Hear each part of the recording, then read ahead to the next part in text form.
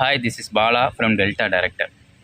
இந்த வீடியோவில் நம்ம எதை பற்றி பார்க்க போகிறோம் அப்படின்னா, இசை பிடிக்காத ஆட்களே இந்த உலகத்தில் இருக்க முடியாது அப்படின்னு சொல்லலாம். அந்த அளவுக்கு இசை பாடல்கள் நம்மளோட வாழ்க்கையை நிரப்பியிருக்கு அப்படின்னு தான் சொல்லணும். ஒவ்வொரு சுச்சுவேஷனுக்கும் தகுந்த மாதிரி ஒவ்வொரு விதமான மியூசிக் நமக்கு ரொம்ப ரொம்ப நம்ம சோகமாக இருக்கோம் அப்படின்னா சோக பாடல்கள் பிடிக்கும், சந்தோஷமாக இருக்கும் அப்படின்னா சந்தோஷ பாடல்கள் பிடிக்கும். அந்த வகையில் மனிதனோட அன்றாட வாழ்வியலில் இசை மற்றும் பாடல்கள் அப்படி ஃபுல்ஃபில் ஆகிருக்கு அப்படின்னு தான் சொல்லலாம். தமிழ் சினிமா நமக்கு பலதரப்பட்ட இசையமைப்பாளர்களை கொடுத்துருக்கு. அதை அவங்க எல்லாரோட சுச்சுவேஷன் அந்த காலகட்டத்தில் அவங்க பண்ண அந்த இசை அந்த பாடல்கள்லாம் என்ன மாதிரி இருக்குது அப்படின்னு ஒவ்வொரு இசையமைப்பாளருக்கும் ஒவ்வொரு எபிசோடாக போடுவோம் அப்படிங்கிற மாதிரி ஒரு ஐடியா. அந்த வகையில் எனக்கு ரொம்ப பிடிச்ச இசையமைப்பாளர் அப்படிங்கிற வகையில் தேவா சாரை நான் இந்த எபிசோடில் நான் எடுத்திருக்கேன். இளையராஜா சாரை தான் நான் ஃபஸ்ட்டு ஆக்சுவலாக எடுத்துருந்துருக்கணும். பட் அவர்களோட பாடல்களை நான் 90s கிட்ஸு. அவர்களோட பாடல்கள் எனக்கு அந்தளவுக்கு பிரபலம் இல்லை, அந்தளவுக்கு பிரபலமாக நான் கேட்டது கிடையாது. அதே சமயத்தில் அந்த மாதிரி ஒரு 70, 80கள்லேருந்து பாடல்கள் பண்ணிக்கிட்டு இருந்தவரை பற்றி நம்ம பேசுகிறது அந்தளவுக்கு நல்லா இருக்காது. நம்ம பீரியடில் வந்த ஒரு ஆள் அப்படிங்கும்போது நமக்கு தேவா சார் தான் ஃபஸ்ட்டில் தோணுச்சு. ஸோ அதனால் தேவா சாரை பற்றி பேசலாம் இந்த வீடியோவில் அப்படிங்கிறது தான் இந்த வீடியோவோட. தேவா சார் என்ன பண்ணியிருக்காரு, ஏது பண்ணியிருக்காரு, எப்படி பாடல்கள்லாம் போட்டிருக்காரு, என்ன மாதிரியான பாடல்கள் போட்டிருக்காரு அப்படிங்கிறத பற்றி ஒரு விரிவான வீடியோவாகவே பார்க்கலாம் அப்படிங்கிறது தான் இந்த வீடியோவோட நோக்கம்.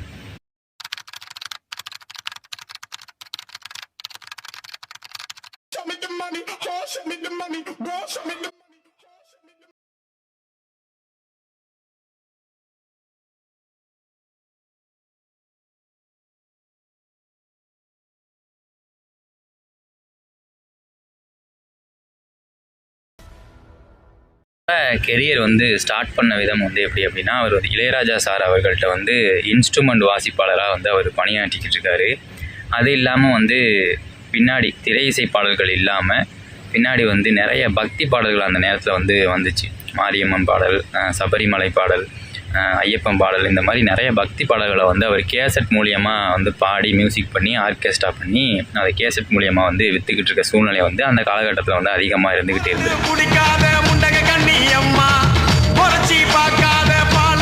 இந்த சமயத்தில் அவருக்கு தூர்தர்ஷனில் ஒரு வாய்ப்பு வழங்கப்படுது.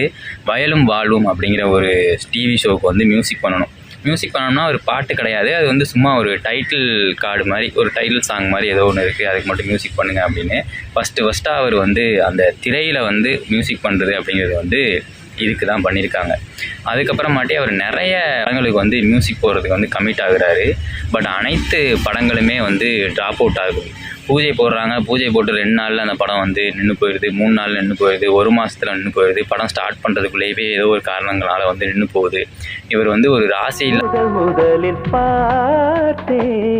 அதுக்கப்புறமா 1988 மண்ணுக்கேத்த மகாராசா அப்படிங்கிற மாதிரி ஒரு படம் பூஜை போடுறாங்க.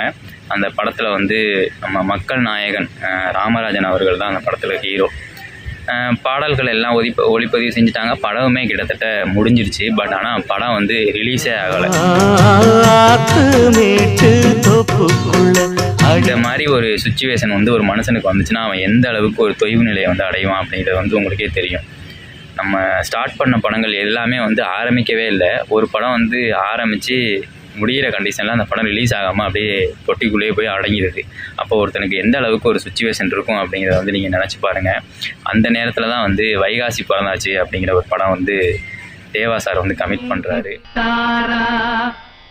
ஸ்டார் பிரசாந்த் அவர்கள், பல்லவி மேம், இவங்க எல்லாருமே ஒரு நியூ கமர்ஸாக உள்ளே வராங்க. நிறையா பேருக்கு மண்ணுக்கேத்த மகாராசா தான் தேவா சாரோட முதல் படம் அப்படின்னு தெரியாது. எல்லாருமே தேவாவோட முதல் படம் வைகாசி பிறந்தாச்சு அப்படின்னு தான் எல்லாருமே சொல்லுவாங்க. பட் ஆனால் மண்ணுக்கேத்த மகாராசா தான் அவர் முதல்ல இசையமைச்ச ஒரு தமிழ் திரைப்படம். அந்த மாதிரி ஒரு சுச்சுவேஷன் இருக்கையில் எல்லா கிராமங்கள்லையும் நகரங்கள்லையும் இந்த வைகாசி பிறந்தாச்சு பாடல்கள் அதிரி புதிரியான ஹிட் ஆகுது. தண்ணி கோடம் எடுத்து தங்கம் நீ நடந்து வந்தா தவிக்குது, மனசு தவிக்குது. கோடம் எடுத்து தங்கம் நீ நடந்து வந்தா தவிக்குது, மனசு தவிக்குதான் வெக்கப்படுது. அம்மா அம்மாடி அது கண்ணு செவந்து கண்ணு துடிக்குது. அம்மா அம்மாடி அப்படின்னு ஒரு பாட்டு இருக்கும்ல, அந்த பாட்டுமே வந்து செம பாட்டு. எங்கே பார்த்தாலுமே எல்லா கிராமங்கள்லேயும் இந்த பாடல்கள் வந்து, ஒரு கல்யாணம் அப்படின்னா இந்த பாட்டு தான், ஒரு ஆண்டு விழா ஏதாவது பள்ளிகளில் வந்து ஆண்டு விழா அப்படின்னா இந்த பாட்டு தான். படமும் அதிரி புதிரியான ஹிட் ஆகுது. அவருக்கு வந்து சிறந்த இசையமைப்பாளருக்கான அறிமுக இசையமைப்பாளர் அப்படிங்கிற விருது வந்து அவருக்கு கிடைக்கிது 1990. அதுக்கப்புறமாட்டி அவர் நிறைய படங்களுக்கு வந்து அப்படியே மியூசிக் பண்ணிக்கிட்டே இருக்கார். ஒரு கட்டத்தில் வந்து பாலச்சந்தர் சாருக்கும் இளையராஜா அவர்களுக்கும் வந்து ஒரு சின்ன மனஸ்தாபம் ஏற்பட்டு, அந்த பெரிய கண்டிஷனில் 1992 வருடம் வந்து, இந்த வருடம் வந்து எங்கள் பேனரில் வந்து 2 படங்கள் வந்து இயக்க போகிறோம். ஒன்று வந்து மணிரத்னம் அவர்களோட இயக்கத்தில் வந்து ரோஜா அப்படிங்கிற படம், இன்னொன்று வந்து சுரேஷ் கிருஷ்ணா அவர்களோட இயக்கத்தில் வந்து அண்ணாமலை அப்படிங்கிற படம். இந்த நேரத்தில் இது 2க்கும் மியூசிக் யார் பண்ண போகிறா அப்படிங்கிற மாதிரி ஒரு கேள்வி வருது. ஏன்னா இளையராஜா வந்து பிரிஞ்சிட்டாரு. மணிரத்னம் இளையராஜா காம்போ ஒரு செமையான காம்போ. இந்த நேரத்தில் வந்து இசை புயல் ஒன்று உள்ளே வருது. ஏஆர் ரஹ்மான் சார் வந்து 1992 ரோஜா படத்தின் மூலமாக அறிமுகமாகறாங்க. இந்த பக்கம் சுரேஷ் கிருஷ்ணா தேவா காம்பினேஷன், நம்ம சூப்பர் ஸ்டார் ரஜினிகாந்த் அவர்கள் நடிப்பில் வந்து சுரேஷ் கிருஷ்ணா அவர்கள் வந்து படத்தை இயக்குறாங்க, அண்ணாமலை அப்படிங்கிற படம்.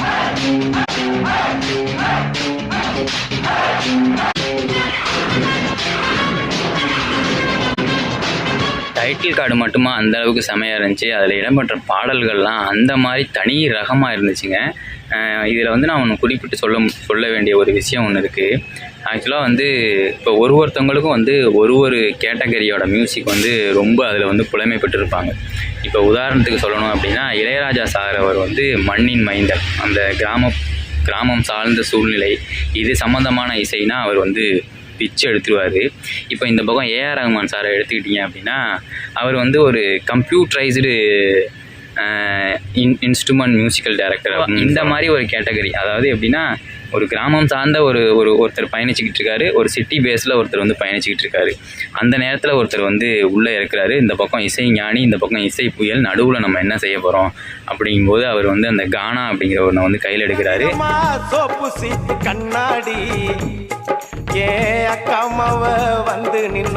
பாட்டு கானா பாட்டு வைப்பார். மீதி 5 பாடல்களும் வித்தியாசமான முறையில் இருக்கும். அதாவது எப்படின்னா, இவரால் வந்து இளையராஜா அவர்கள் மாதிரி மியூசிக் போட முடியும், ஏஆர் ரஹ்மான் மாதிரியும் மியூசிக் வந்து போட முடியும். உதாரணத்துக்கு வந்து சாமுண்டி அப்படின்னு ஒரு படம் வந்துச்சு, சரத்குமார் சார் படம். அதில் வந்து ஒரு பாட்டு போட்டிருப்பார், நகையே முழு நிலவே முல்லை கொடியே அப்படின்னு ஒரு பாடல் வரும்.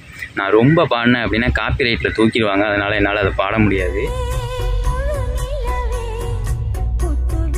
இந்த பாடல்கள் வந்து அப்படியே இளையராஜா பண்ண மாதிரியே இருக்கும். ஆசைன்னு ஒரு படம் வந்துச்சு, அஜித் சார் நடித்த படம், வசந்த் அவர்களோட இயக்கத்தில். அதில் வந்து கொஞ்ச நாள் பொருள் தலைவா அப்படின்னு ஒரு பாட்டு இருக்கும். இந்த பாடல்களை நீங்கள் கேட்டீங்க அப்படின்னா அது வந்து ஏஆர் ரஹ்மான் சாங் மாதிரியே இருக்கும், அந்த இன்ஸ்ட்ருமெண்ட் அந்த இதெல்லாம். நேற்று கூட தூக்கத்தில் பார்த்தேன் அந்த பூங்குயில, தூத்துக்குடி முத்தெடுத்து கோத்து வச்ச மாலை போல வேத்து கொட்டி கண் முழிச்சு பார்த்தா அப்படின்னு அந்த பாடல்கள் வரும். அவ்வளோ அருமையாக இருக்கும். இப்போ எனக்கு பாடும்போதே வந்து கூஸ் பம்ப்ஸ் ஆகுது, அந்த அளவுக்கு ஒரு அருமையான பாடல். அதே சமயத்தில் அவர் இந்த சலோமியா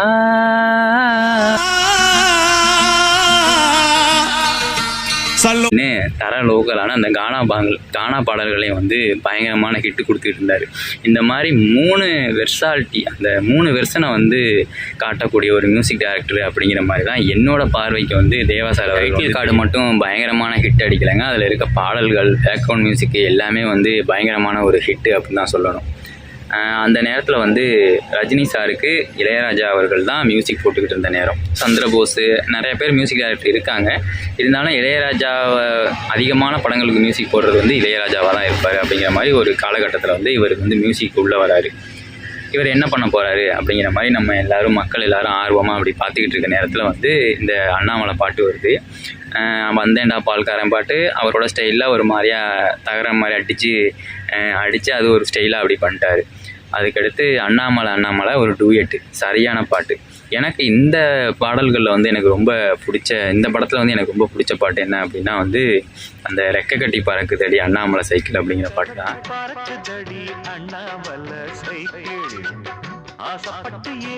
அந்த பாட்டை வந்து கேட்கும்போதே ஒரு அந்த ஒரு இதை வந்து மனசில் வந்து ஏற்படுத்தும் அப்படின்னே சொல்லலாங்க. அந்த அளவுக்கு ஒரு அருமையான ஒரு பாட்டு.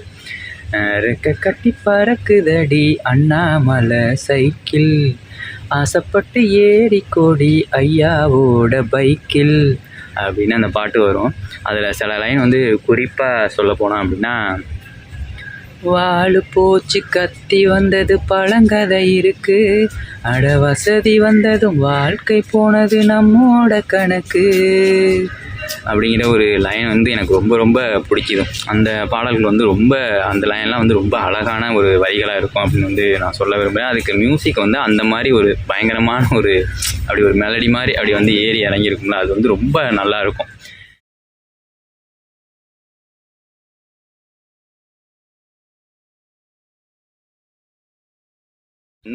வந்து மியூசிக் பண்ணுறாரு.